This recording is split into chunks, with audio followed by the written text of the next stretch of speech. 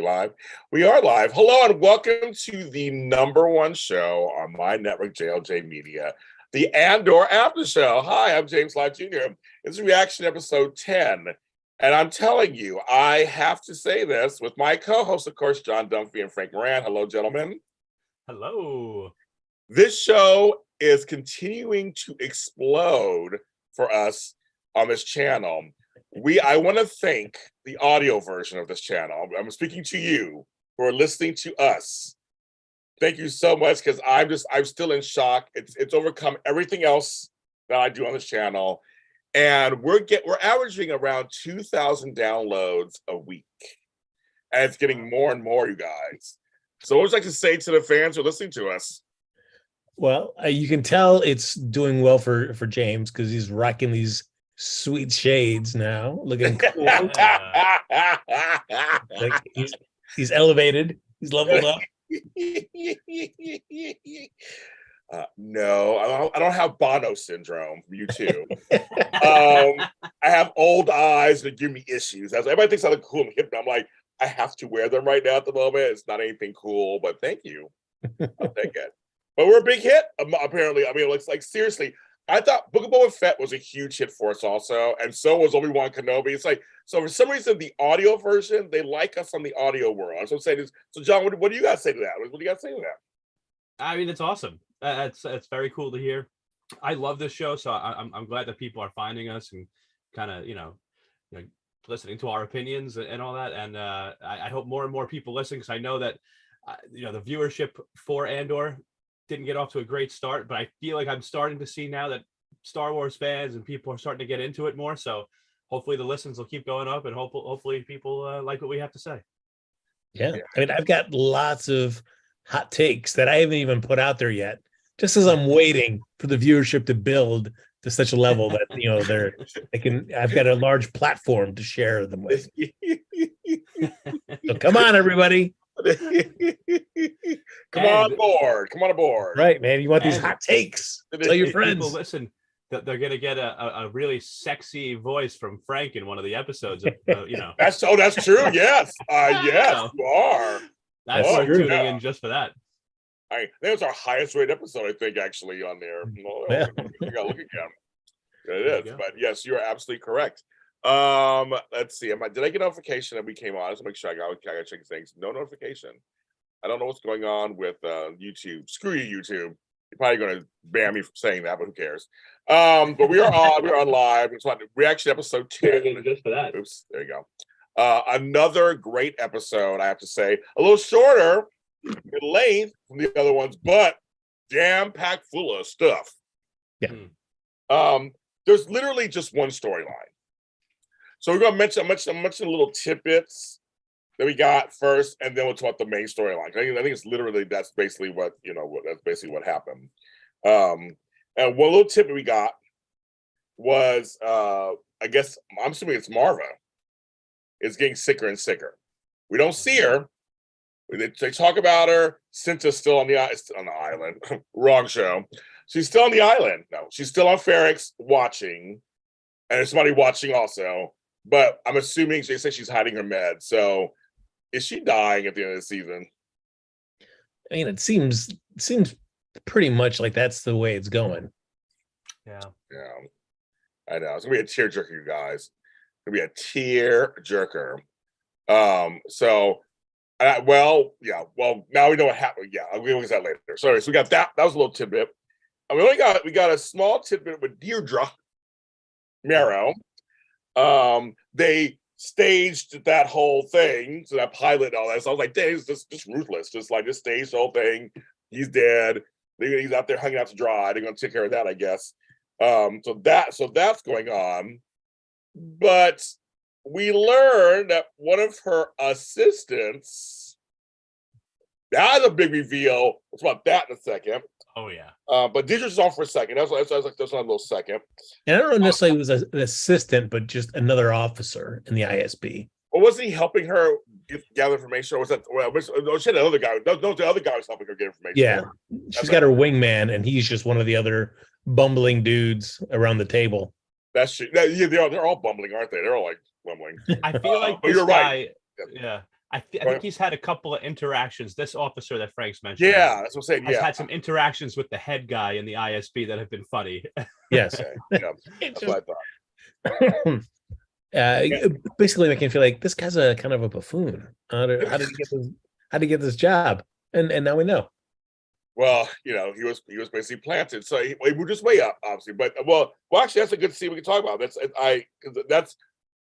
I have to say again, we got to see such good acting this episode from some folks. There were some monologues that were really good, and I have to say, this first we get Luthen. We haven't seen him in a while. Back at the shop with Homegirl. He wants to meet you, and I was like, "Who's he?" It's been a year. Nice little setup there. I kind of like that. Like, who is it? What's going on? Do we see the dude? We go, wait, that's the guy from the ISB. Okay. And then when they're talking through the whole thing, he has to say his daughter, all this stuff.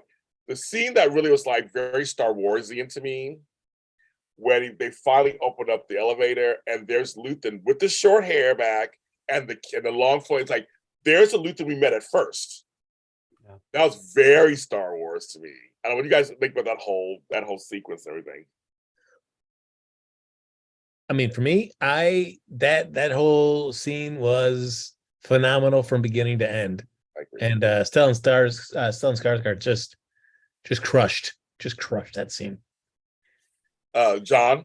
Yeah, this was one of the moments of the episode, and it happened like throughout. But the tension, like this nervous guy getting on the elevator, he's looking for the earpiece or whatever, and just you hear him talking to Luthen, and and it's just, and then the doors open and you just see him there, and it was just the acting, like you said, was so great all throughout this episode. Like so many tense moments, just great moments, and it did just feel so, like you said, James, like just felt so Star Wars to me. It did. And so this guy Lonnie explains, kind of fills him in what's going on. And he, again, everybody's like asking Luther if he wasn't part of Aldhani. Aldhani's still coming up. That's a big deal, apparently. That what happened there, I guess, really did resonate through the Empire, or just part of the Empire. And so then he's like, I can't do this anymore. And I'm a father. He has this like child, or whatever. And it's funny, this whole thing where he's like, he wants to get out of it. And he kind of explains 6 years. Like, we get this backstory of this dude we didn't know much about. But then Luthen just like, there's so many great lines. But he took a vow. And did you think you'll bring a basket of goodies and it's like just drop it off and like, that's it? Kind of like that line. Lonnie thinks he honored his vow by 6 years by himself, going up the ranks, doing this. And you hear them going, I think about you constantly. I always think about you. That was very personal. I was like, that's very interesting. I was like, I didn't expect that. And also, in the end, he goes on and on about why. When you ask him, what are you sacrificing? That monologue was the bomb. That monologue was be worthy. The writing, whoever wrote that, I forgot who wrote that. Wonderful. And when he talks about being damned and his dream, he dreams with ghosts. He dreams all these metaphors that Luthen just says about how this whole thing has consumed him. He's not calm. Like I said, he gave up calm, love. All he thinks he's given up for this cause. And I just was like, wow. And then when he tells him basically, we can't let you go. You're trapped. Sorry. We need you. You're in there. You can't go anywhere. It's too late. Yeah. And I was like, the exchange between the two of them, the other actor, I don't know who you are. You were really good. But how he's like, I didn't know having a kid, how it changed me. Like, just like their exchange was like, we never see this. We rarely see this kind of, like Frank always says, like, we see this kind of humanness in a Star Wars world. We got it occasionally in the big movies, but like, I feel like here we're really getting this, like, these are folks who are not the huge people of the show. They are people who are moving parts to the Empire and moving parts of the Resistance, and we're really getting these well-rounded of these characters, like what they're about. I just think I said, like Frank said, from beginning and other scene. Go ahead, Frank, please. Yeah, no, I mean, I guess it's just another example. It's like this could be, a period piece. This could be, a cop drama, anything. It's just when you've got a scene like that, You can't think of it like, oh, it's a Star Wars show. It's like, no, this transcends it just being it's just great writing. It just happens to be in a Star Wars show. Just watch it. You'll love it. It's great. Yeah. And so I mean, just to see him, to see Luthen, where it's like it's not about him. He knows it's for a bigger cause, and one that he'll never really see any of it pay off. But to the point where he keeps constantly denying the Aldani thing, like, oh, it wasn't me, or like, oh no, we were offered it, but we didn't want to, get involved. It seemed kind of half-assed.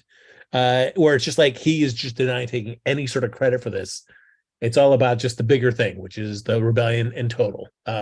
Just great stuff in that scene. Yeah, and like that the whole interaction, like Lonnie complaining that I've been doing this for 6 years, I'm alone, I have a daughter now, and like even just him saying I have a daughter now, and like for Luthen, that's like yeah, sure, you've been alone, but who's more alone than Luthen, right?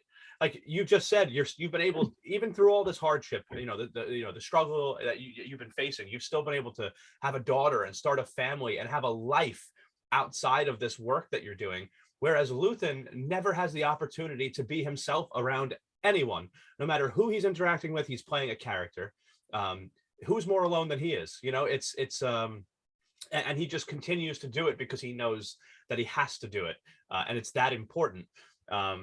But just the delivery of this monologue was just absolutely unbelievable to me. Just when he said that, what have I sacrificed? Everything.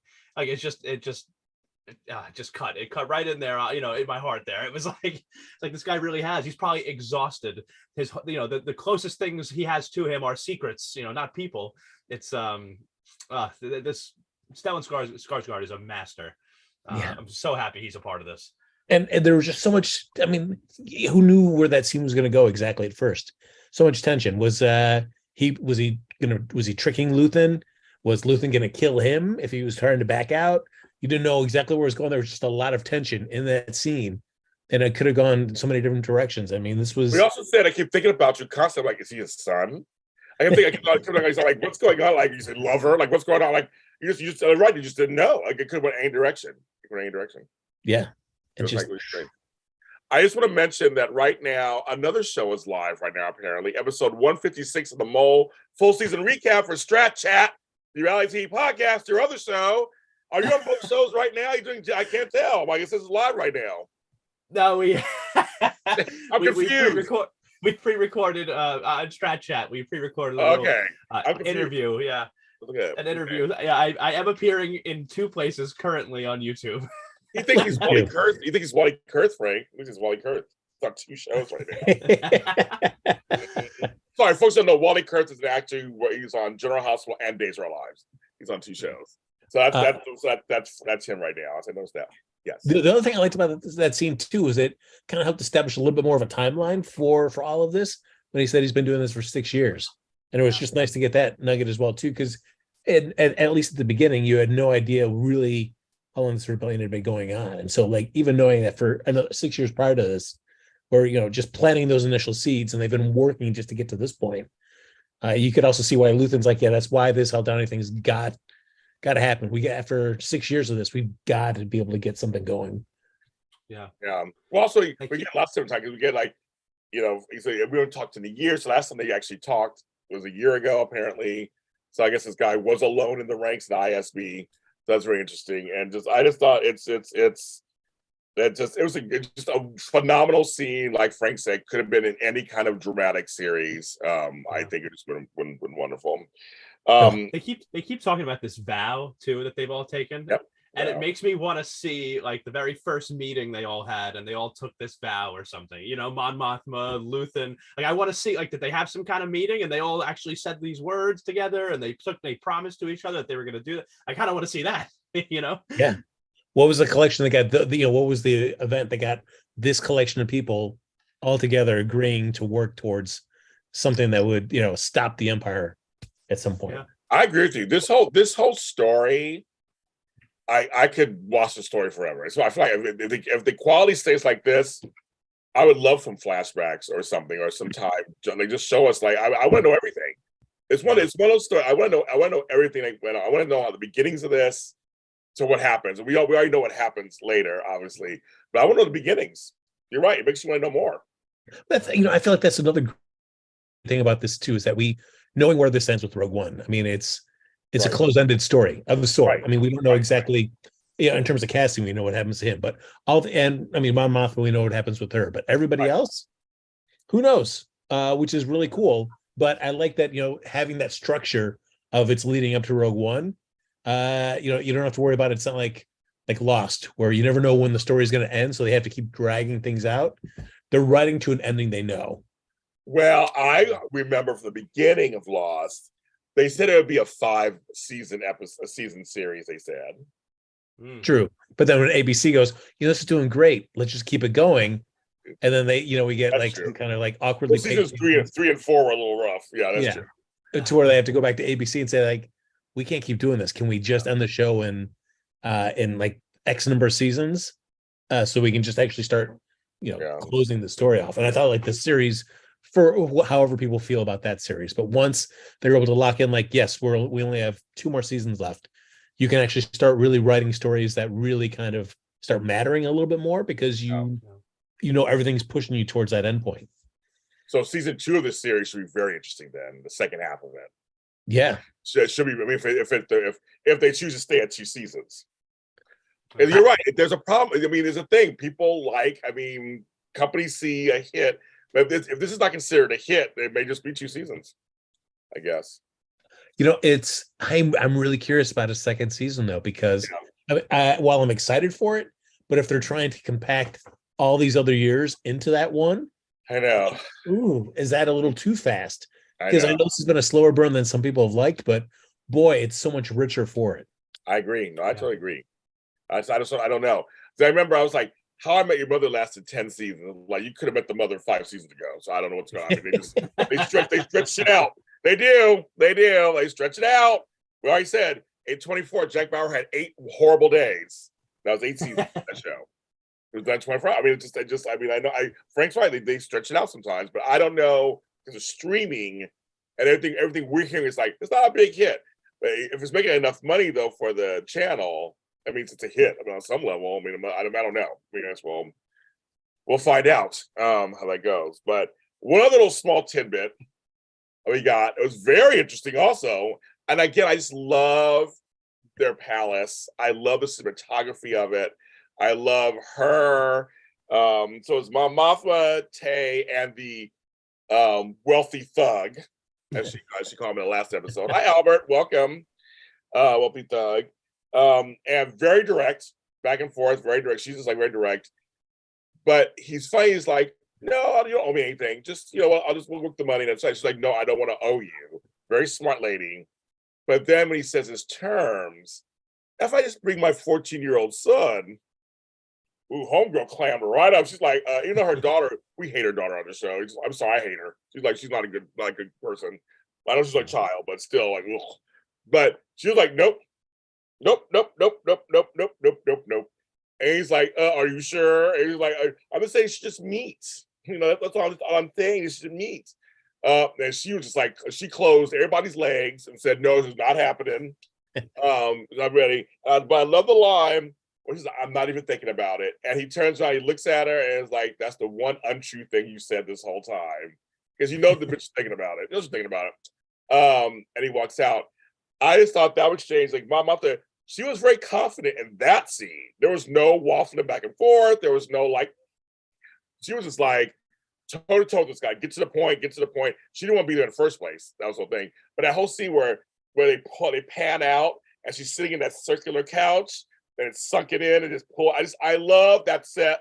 I know it's not really a real set. I know it's probably CGI or whatever. I just love it. So that whole scene, very interesting. She's trying to get her money. She's still trying to get her money in a way that she can't get in trouble. And these people just keep getting away. Yeah, no, I mean, and especially given like Mon Mothma's, past herself being in an arranged marriage. Yes. To all of a sudden, do you consign your daughter to the same thing you can't stand? And the fact that, it's like, gosh, she may have to, like, where does that division come for, the need, the love and needs of your daughter weighed against the bigger picture of a whole galaxy trying to come out from underneath Imperial rule. Tough to weigh. I know. I feel like I never thought that Chandrillan arranged marriages would become such a big part of the show, but I mean, we see how happy, we see how happy Mon Mothma and her husband are. And now Mon Mothma with, the financial weight of this rebellion upon her, trying to find out how they can keep funding this thing, is put in a position where am I now gonna force my daughter to be into the same situation that I'm in now? You know what I mean? Like, in terms of her marriage. And it's like, God, it's like family or, fighting the empire. Like, what do you do here? And it's clearly, and I think that the wealthy thug, right? Davo, I think his name was Davo Skulden. I think he's right. That was the first untrue thing that she said, because there's no way she's not thinking about it. She is one of those people that took that vow, so. Yep, the vow. Yeah. However they have to get it done. I know. It was good. It was a good scene. It was a good, all we needed was in one scene, and that was a very powerful scene that pushes things forward. It's like the storyline forward. I wish our soap operas do the same thing sometimes. But it was good. They made use of that scene. Yeah, it's I mean, I have no idea which direction they're going to go with in terms of Mon Mothma's marriage, her relationship with her daughter. Who knows? I'm really curious to see what they have planned. I love when he goes, "Yeah, I've met your husband," and she's like, "Oh," he's like, "So that's not something just like as like a worker." So I started laughing, and she's like, "No." Yeah, no, it's like I kind of like to see, what's around the corner. Like, no, we won't be. No. There's nothing around the corner that we'll be talking about. Yeah, I like that. She was just like, nah. But just again, it's just nice, a very good scene that pushes story forward. Again, we don't know what's gonna happen next. Now the main events. Yes. I think I didn't unclench my butt cheeks the whole time. Ooh. They were tight. They were tight. Again, I made dime out of coal my cheeks. Just cracking walnuts. That's like cracking walnuts, kids. No, it was so tension filled, and it's like this is our Andor After Dark. No, it was really, to me, so well done. Okay, so we'll start from the beginning. I just love this whole thing, because now we're getting to like rebellion-esque behavior. So we're finally starting to see Cassian turn over. Okay, so Oleg died. We go from there, and Cassian and Kino are in this space, and Cassian's like, we need to do this tomorrow. We need to do it tomorrow.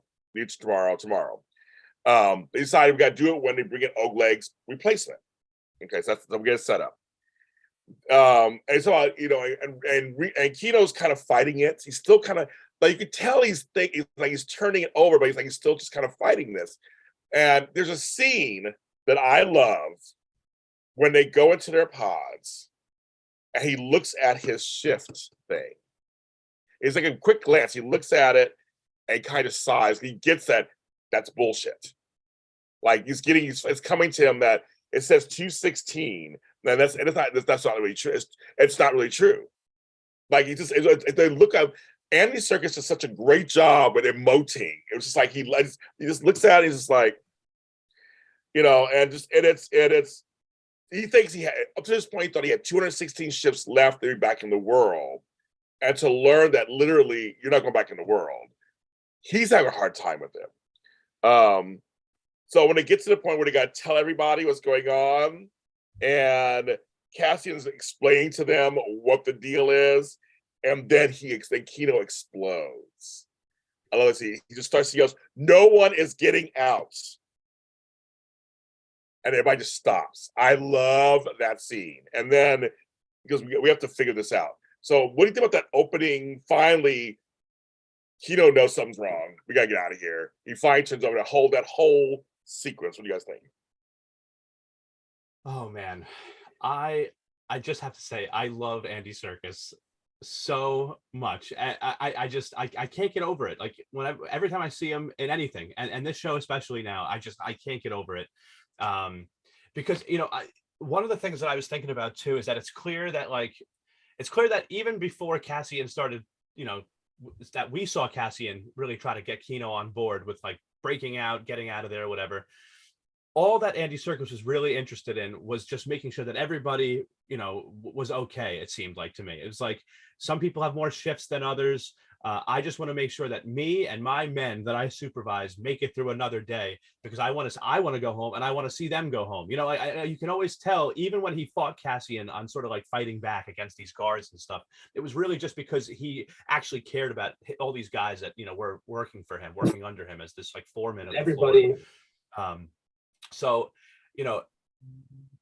but too many things kind of came out that he couldn't ignore anymore. And it just became this thing now where like, no, the only way that I can protect myself and these men is we now have to figure out how we can get the hell out of here.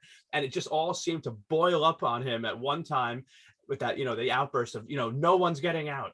No one's getting out. And it was finally, it's like, okay. He's finally totally full on in. We have to get out of here. I love this whole scene. You could just see the conflict within him, still trying to keep sort of calm or whatever, keep people in line, and he just couldn't take it anymore because now he sees the truth. You were right, James. He looked down at his shifts, how many he has left. He goes, why am I even looking at this thing?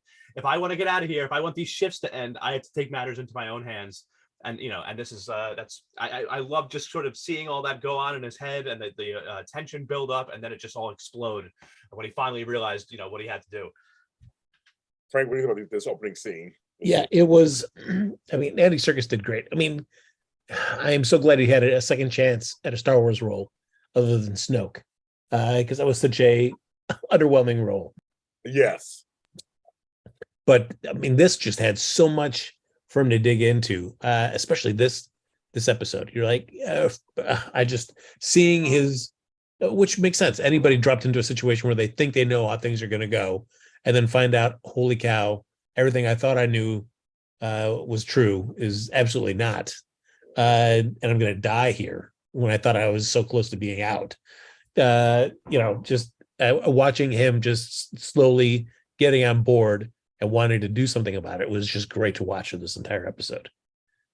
So the next morning, this is Cassian. They show, it's funny, it keeps showing the shift thing. It switches to 21:55, so 1 day less. But Kino's one who says, I wrote this down, of course, we are done. There is one way out, the title of the episode. Hi, Chris Marie. I'm going to assume I'm already dead and take it from there. Let's make it good. I loved that. I love that very much. And they go into where they're supposed to, they go into like as they would normally do, and start putting them together, and they tell the guys, we gotta get out of here. And you can see different guys reacting and all that kind of stuff. And all my sisters said, hi, everybody. Thanks for joining us, everybody. Hit the like button. And I'm telling you, from that point on, it was just tension filled to me. Every piece of this was like, will they do it? Will it happen? Will it not happen? Because again, we have no idea. This was something we had no idea. I mean, it could have went wrong. Yeah. But I kept thinking, Cassian has to, it's episode 10.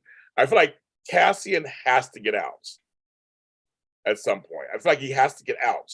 He can't be there for the whole, So I was like, I started feeling it probably would happen, but it was like, who's going to live? Who's going to die? The whole thing was just kind of tension. So when he was sawing that pipe, I didn't realize it was water. I don't know what the pipe did, so I didn't realize it was water. And the fake fighting starts. Mm-hmm. And then they were throwing. I was not going to throw the parts at the guards or throw the parts at the little doodad things at them. I started laughing, but I was like, once I started shooting and stuff, the poor new guy got killed. Like, dang, he got killed. He was coming in and he was fighting. He got killed. So he got killed, by the way. But not before like getting on it real quick and tasing that dude. So he did his part. He did his part. He died a hero, but it was just like, dang, he just died. I was like, that was it. Yeah. And when the water got on the floor and they wanted to fry that, I was like, oh my God, that one person got fried. But it was such the whole thing. It's like they were fighting. They were working together. It was such a wonderful kind of seeing this rebellion happen. What's going on there. So I mean, how do you feel about those scenes? How do you feel about that? Well, I mean, especially because I think that was the whole thing. It was like that struggle between Kino and Cassian, or I think Kino was like, I know this is going crap, but let's take our time and figure it out. And Cassian realizing, no, there is no time to figure it out. They know that they killed 100 men already. They're understaffed. They're only going to get more staff if we just wait. So there's no better time to go right now. And I know you're not completely on board yet, Kino, but we need you, and you just need to keep going with us. I thought I loved it all. And I thought of you, Frank, when they were killing people, there's no lingering, Nope. hanging on, just like, he's dead, and that one got killed, and that one got killed. They didn't do anything. John, what do you think about this whole beginning sequence? I loved it. This felt like,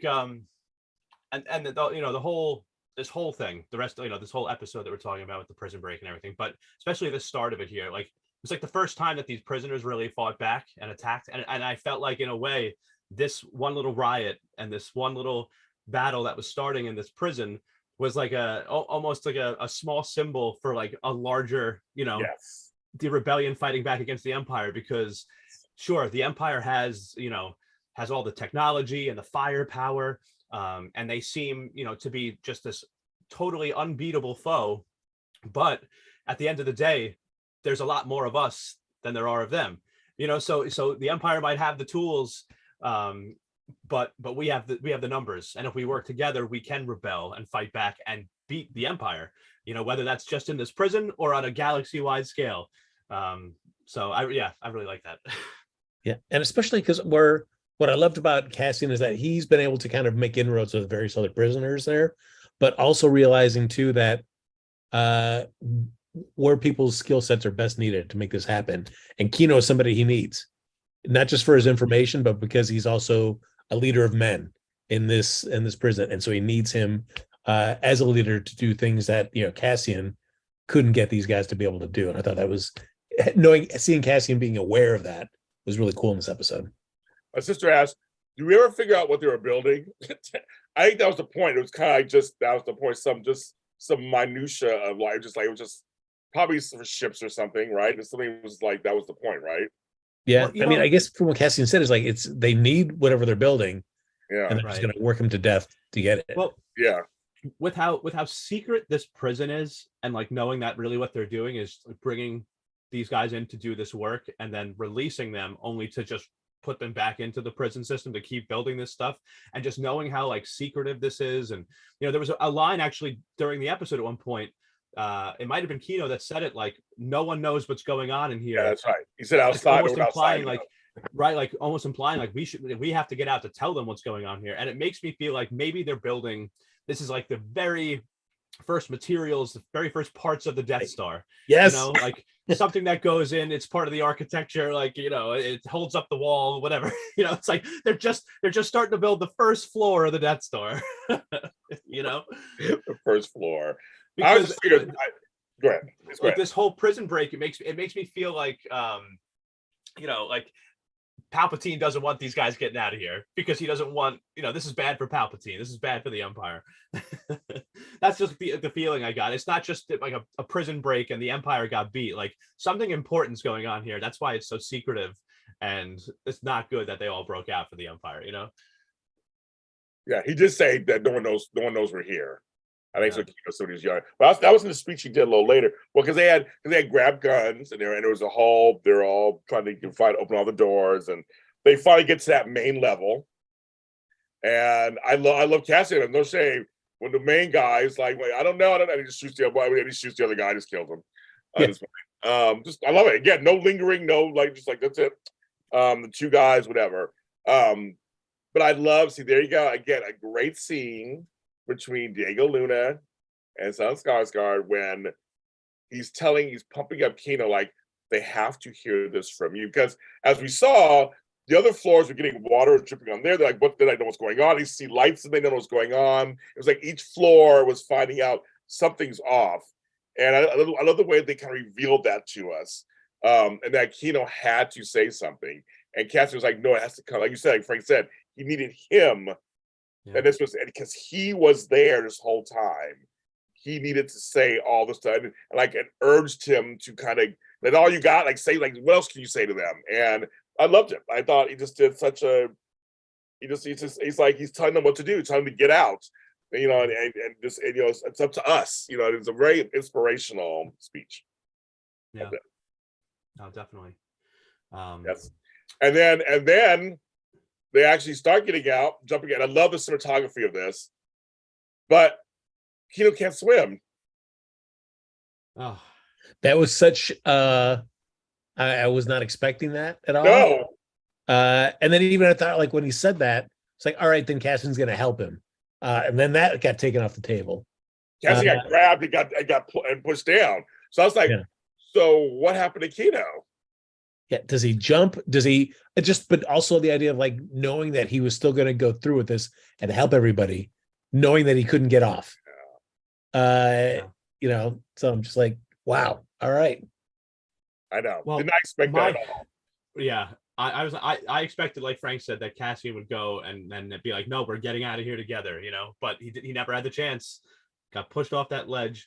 I do think, and even just what we were just talking about with Cassian telling, with Cassian saying, like, it has to be you. I feel like it just shows like the respect that that he has in that prison, because Kino, how long he's been there and everything. He had to be the one to tell everybody. I think that somebody, we're gonna find out, grabbed him and said, "Don't worry, I got you. Just hold on to me," and swims him into shore or something. There's no way that's just the way. I mean, I guess in a way that would be poetic. It was like he went out, that was the way, and he really, he got everybody else out of there. Another thing could happen is that he's stuck there.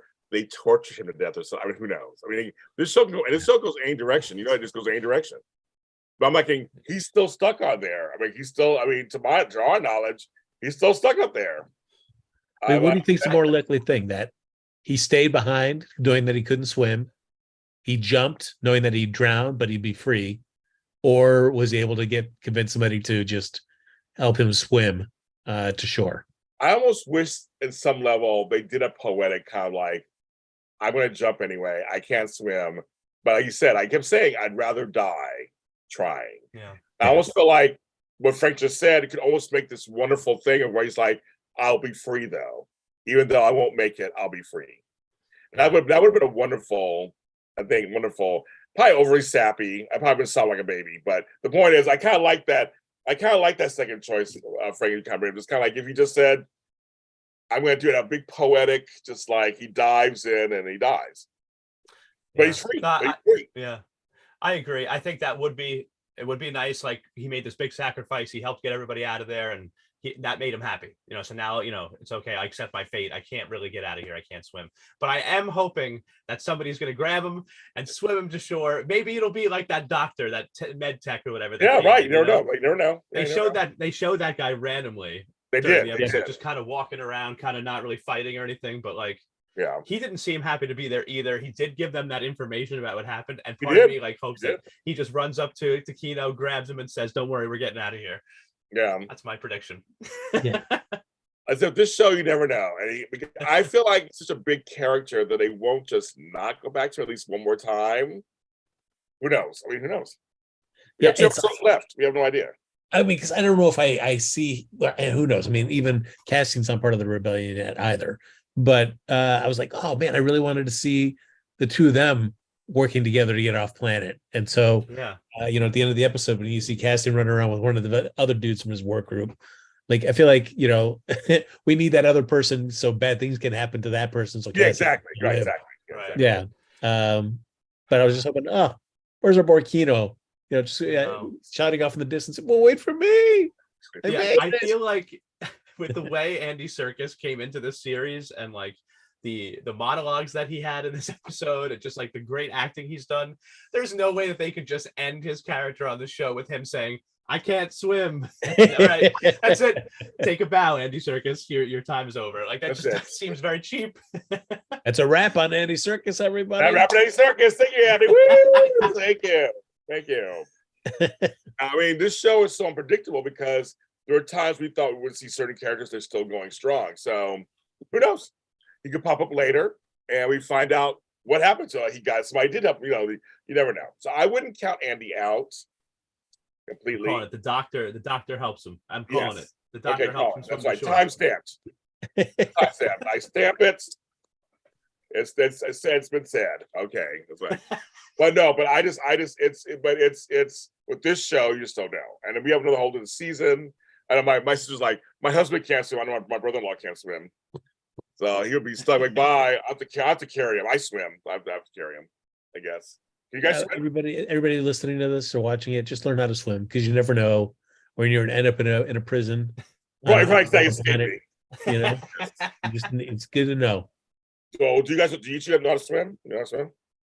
Like a fish.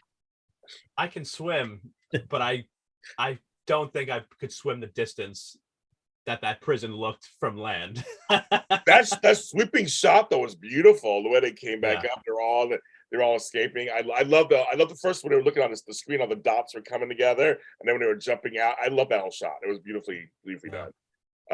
It was great. I can swim. I don't know if I can swim that strong like I used to, but I can swim. I would do what I have to survive. But I don't even know how long. We didn't even see where the land was. I mean, so I'm gonna go on, Cassian. Yeah. Yes, I agree. We all need to swim. Yeah, exactly. We all need to swim. And given what it looked like from where they were running, just a little beach type area, I mean, who knows how far they're gonna have to go to find any sort of populace that will have any sort of ship that they could use to get off planet. And they're barefoot. Barefoot in prison clothing, not easily able to blend in. Yeah, that's be interesting. So, that was literally the show, folks. But we have 2 more episodes coming. I have no idea. Well, we had a big absence in this episode. We didn't have. This was the first episode, right? We didn't see Cyril Karn. You see Cyril Karn. It's true. We didn't, or his mom, his annoying mother. Missed that blue milk. We didn't see the blue milk. The blue milk. We're still waiting, folks. The blue milk. We didn't see that. But everybody, his time is he'll be back. He'll be back. I mean, he's not done. I know, but my thing is, I think because we didn't see Luton in the other episodes, so now he came back. So I'm thinking, I said, I don't count anybody out. But I'm just curious. We have 2 episodes left. Like, I have no idea where. I mean, it's been so good. I mean, I don't want it to end, but I don't know what these last 2 episodes are going to do, because usually it's the last episode, like the penultimate episode sets up the finale. That's what usually happens. We already know there's a season 2, so I don't know if they knew it when they filmed it or knew it after they filmed this finale. I have no idea. Well, I mean, I knew they wanted to do more seasons, and then they shortened it to 2. So I feel like they probably knew going into this where it was going to go.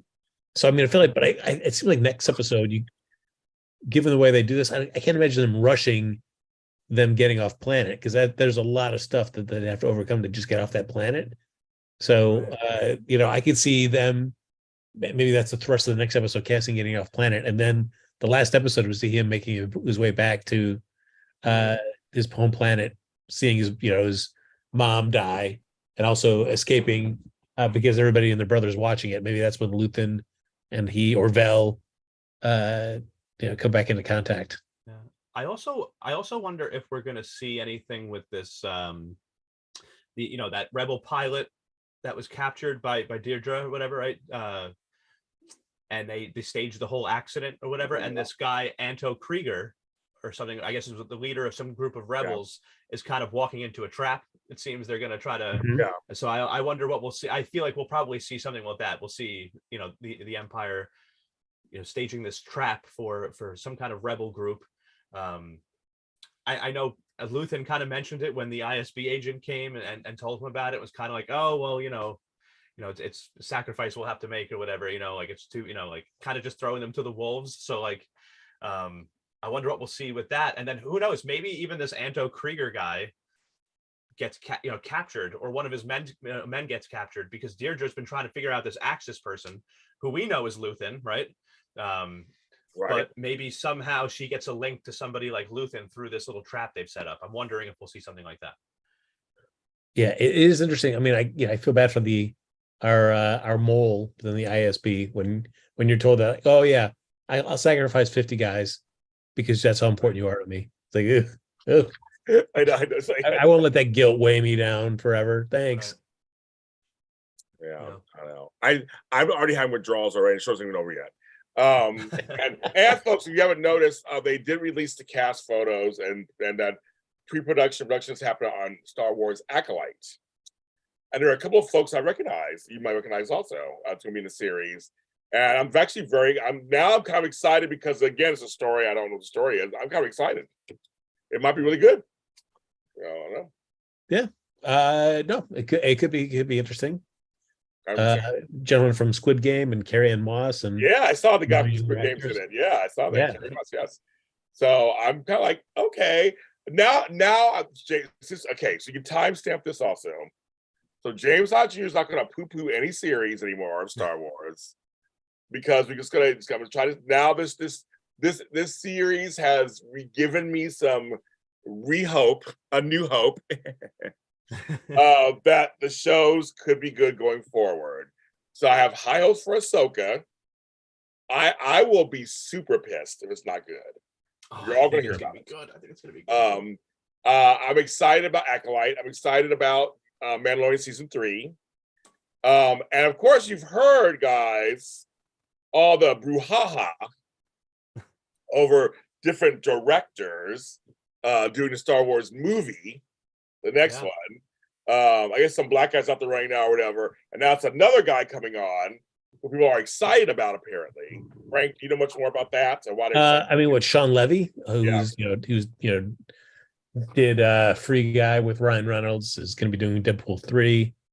But it's also like saying he's going to be doing that until I hear about like cameras rolling and we're doing it. Because I mean, like the JD Dillard, he was announced to do the Star Wars movie, and then he was taken off where it's not going forward anymore. So I feel like the announcement right now is just like, oh yeah, or what's their name from who's doing Wonder Woman? Patty Jenkins, was going to be doing that Rogue Squadron movie, but that's just now like in limbo or most likely not happening at all. So it's easy to announce your name involved in a movie. I need to see some casting, some production footage.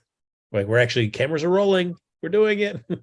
I'm seeing all this WandaVision spinoff stuff talk going on too. Like all these casting news.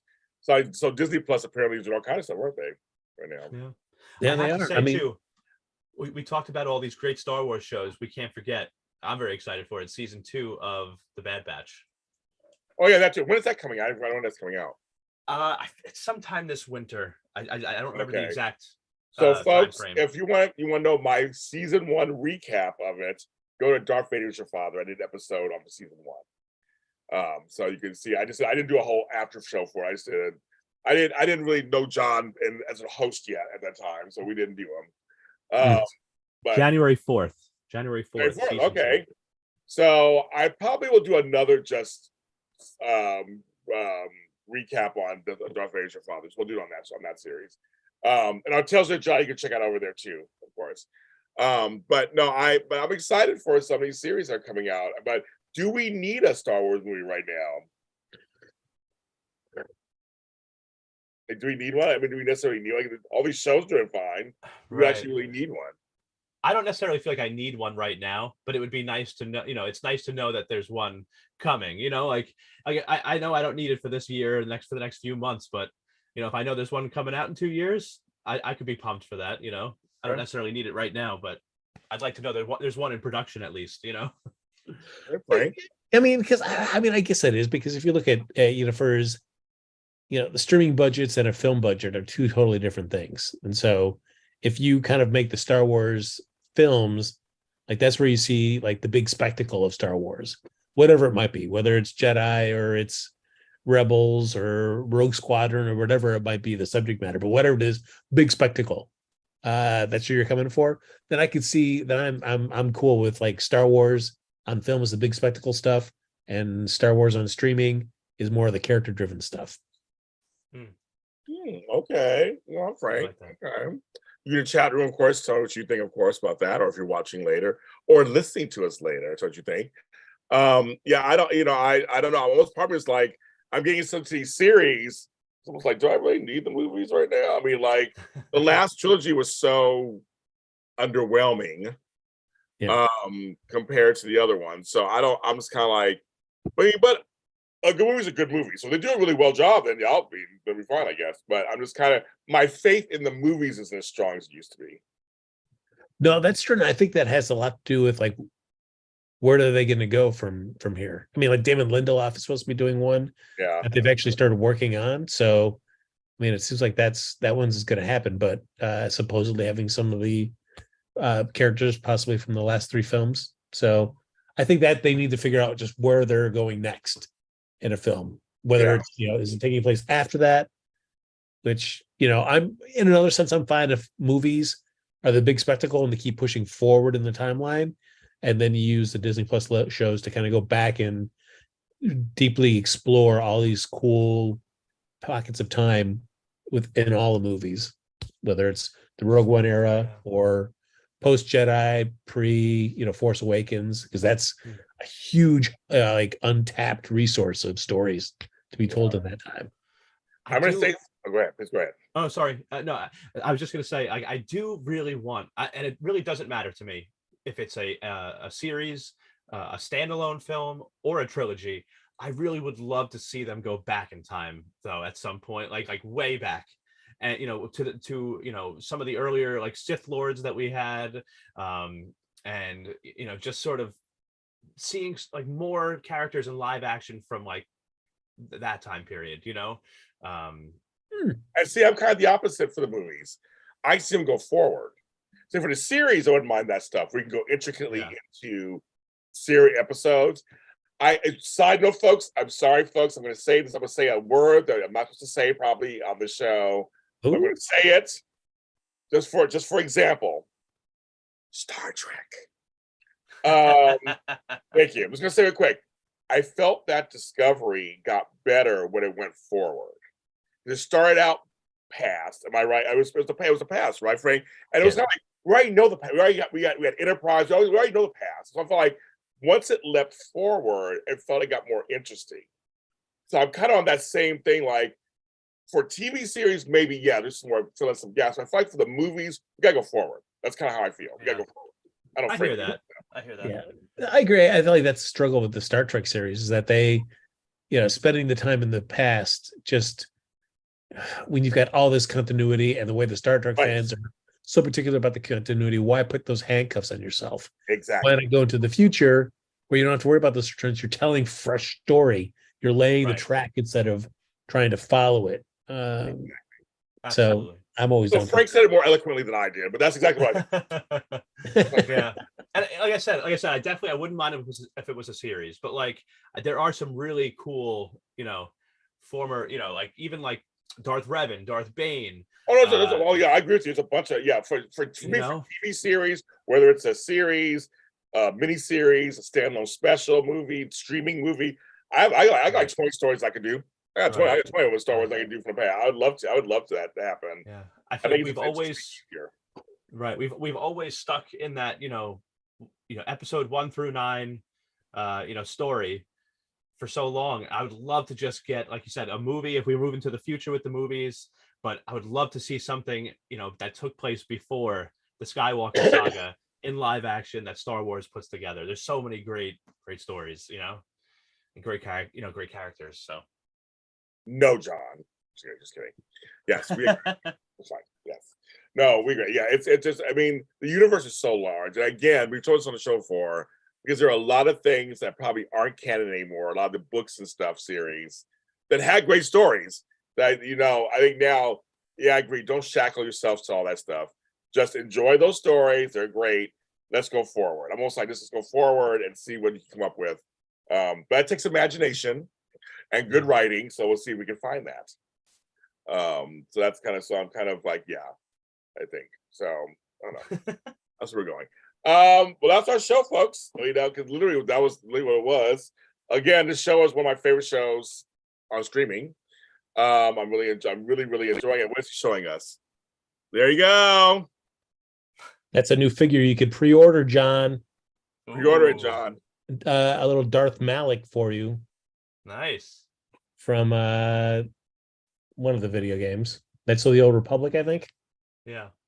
So there you go. And see, I've been reading the High Republic books and stuff. I have not played any video games. They look good. I've never played them, so I don't know. But come on, you can also finally get Mara Jade. Ooh. Everybody. Well, she's hot. Look at her. She's hot. That's right, man. That's why that's why Frank's looking at her. Yeah. You betcha.